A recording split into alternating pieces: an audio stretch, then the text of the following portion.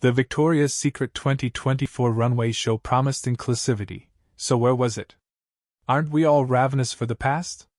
In some ways always, but particularly in the last few years, we've seen a nostalgia renaissance, a means to coddle our fragile minds from the current day as we long for what now feels like a simpler time. So, it made sense that the Victoria's Secret fashion show was returning after a 6-year hiatus. Though I love a good dose of nostalgia, there are some things better left in the past, and I was hesitant when I heard about the show's comeback. Like most young women who adored the glitz, glamour, and dreams of a potential career in fashion, I spent every year huddled near the television in the living room of my childhood home, waiting for the show to begin. Being a Victoria's Secret angel meant something I felt I could never achieve.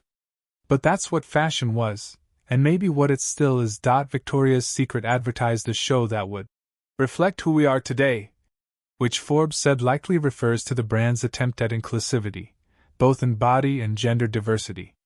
The show featured 2 trans models, Alex Consani and Valentina Sampaio, making good on its promise that gender doesn't preclude a model from getting their wings.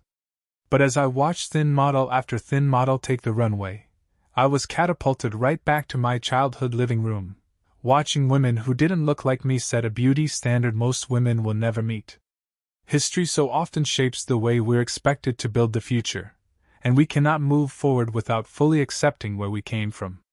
While nostalgia was seemingly meant to be the bait to hook these 2024 viewers, it's almost as if the show was meant to draw on its roots without holding on to any of its substance the brand promised it would bring. There's enough information out on the internet to know why the Victoria's Secret runway show initially went on hiatus, but in just a few words, it had to do with an overall lack of inclusivity, as realized after former marketing chief Ed Razek suggested that trans women couldn't be angels, one of a series of controversies that rocked trust and interest in the brand. That precipitated the brand's fall from grace, one that prompted what was said to be an overhaul in how the brand approached inclusivity. Perhaps because of that fall, it felt odd when the pink carpet hosts and VS executives spent 30 minutes reiterating how this night would be all about women. They touted the all-women lineup of performers, a first, and hosts Tefi Pessoa and Olivia Culpo, both social media darlings in their own right, delivered what felt like unnatural readings of the teleprompter, telling, not showing us, that this was a highly anticipated return.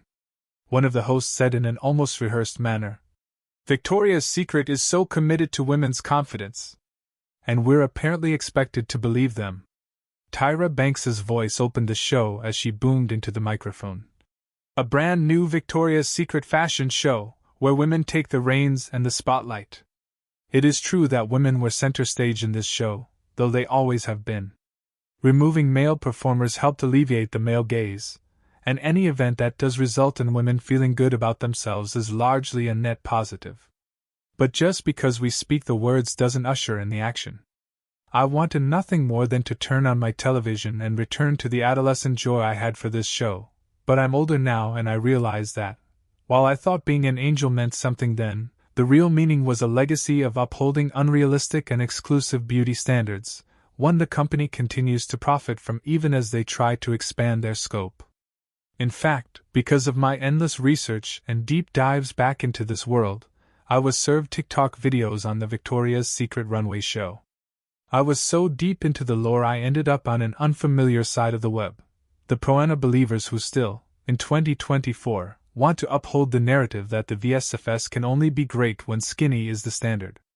Victoria's Secret, listen, we don't want plus-size models, we don't want men on the VS runway. Please listen, we want the old iconic 2000s shows. Hundreds of comments reiterating the same thing. Real, it's not about being inclusive, it's about looking good. While the original VS ethos created these believers, the new and improved Victoria's Secret team cannot be held responsible for these random internet people spreading this toxic narrative. I'll take their word at face value, that the team wanted to produce a more inclusive show, representative of a more inclusive brand. But the proof is in the pudding, and aside from a few plus models, who, it's worth noting, mostly fit into straight sizes, the runway was overwhelmingly thin. We were treated to Paloma Elsesser and Ashley Graham's angel debuts, but these gorgeous and well-loved models looked markedly different from their thinner peers. They were more covered up, wearing short dresses and bodysuits, compared to the string bikini underwear and bras of models like the Hadid sisters. The highlight of the night for me was seeing Graham's uncovered thighs owning the runway, visible for the world to see, and something Graham herself has been advocating for nearly 10 years. But for a show that was positioned as more inclusive than the brand's past, it felt like a gut punch that there were not just very, very few plus models, but that they weren't given the same treatment when it was their time to shine. That feeling was magnified because the night was all about buying into the show, literally. Aired on Prime Video, the show partnered with Amazon to make the looks shoppable in real time, populating the product on the side of the video streaming on Amazon's website. But if your attempt at diversity begins and ends with mid-size, hourglass-shaped models, where do I and so many women like me fit in? That's all to say that tonight's show felt like a lot of lip service and little action. When Elsasser joined the VS Collective in 2021, she said she hoped to influence the brand to extend its sizing through a 5X, an expansion from the XXSXXL range currently featured. That was 3 years ago, though, and we haven't yet seen change, even though the brand has been leaning on their new and improved image at every turn.